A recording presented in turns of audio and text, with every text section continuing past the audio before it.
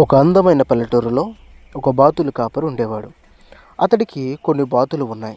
రోజు ఆ బాతులని బయటకు తోలుకొని వెళ్ళి మేత మేసిన తర్వాత మరలా సాయంత్రము వాటిని తన గూటికి చేర్చడం అతని దినచర్య. రోజు అవి పెట్టే గుడ్లను సంతలో అమ్మి ఆ గుడ్ల ద్వారా వచ్చే ఆదాయంతోనే తన కుటుంబం బ్రతికేది. అయితే ఒకరోజు బాతుల కాపరి బయటికి వెళ్ళొచ్చిన తర్వాత తన కుమారుడు బాతులతో ఆడుకుంటూ కళ్ళు తిరిగి పడిపోతాడు. ఏంటి అని చెప్పి ఆసుపత్రికి తీసుకుని వెళ్ళినప్పుడు ఆ డాక్టర్ గారు పరీక్షించి ఇలా అంటాడు, నీ కుమారుడికి ఒక అంతు చిక్కని వ్యాధి వచ్చింది. అయితే నీ కుమారుడు బాగుపడాలి అంటే లక్షల్లో డబ్బు అవసరం అని చెప్పి డాక్టరు అతని ముఖం మీద చెప్తాడు. డాక్టర్ గారు అలా చెప్పేసరికి ఏం చేయాలో తెలియక అయోమయంలో దిగులులో ఉంటాడు. ఇక చేసిందేమీ లేక బాతులు కాపరి ఆ బాతుల వైపు చూస్తూ ఉంటాడు. ఎందుకంటే ఆ బాతులన్నిటిని అమ్మితే కొంత డబ్బు వస్తుంది. కనీసం మందుల వరకైనా సరిపోతాయని ఆలోచిస్తూ ఉంటాడు. ఈ లోపల ఒక తెల్లబాతు వచ్చి, కాపరి, నువ్వెందుకు అంత బాధపడుతున్నావు?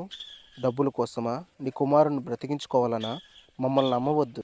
నీవు మమ్మల్ని అమ్మినా అది మందుల వరకే సరిపోతుంది, కానీ అది పూర్తిగా నయమవ్వడానికి ఆ డబ్బులు సరిపోవు. కాబట్టి నేను ఒకటి చూపిస్తాను రా అని చెప్పి బాతుల కాపరిని తీసుకొని వెళ్తుంది. ఒక చెట్టు దగ్గరికి తీసుకుని వెళ్ళి ఈ చెట్టు కన్నంలో చేయి పెట్టి తీయు అంటుంది. కాపరి ఆశ్చర్యంతోనే చేతి లోపల పెట్టి చూస్తే బంగారు నాణేలు, బంగారంతో నిండిన సంచి కనబడుతుంది.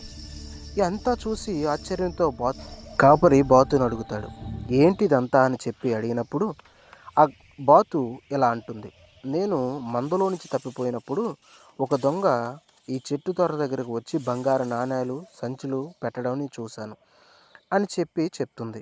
అయితే కాపరి సంతోషిస్తాడు, కానీ కొంత డబ్బు మాత్రమే తీసుకొని తన కుమారుని బ్రతికించుకుంటాడు. మిగిలిన డబ్బునంతటినీ కూడా ఆ చెట్టు త్వరలోనే పెట్టి పూడ్చివేస్తాడు.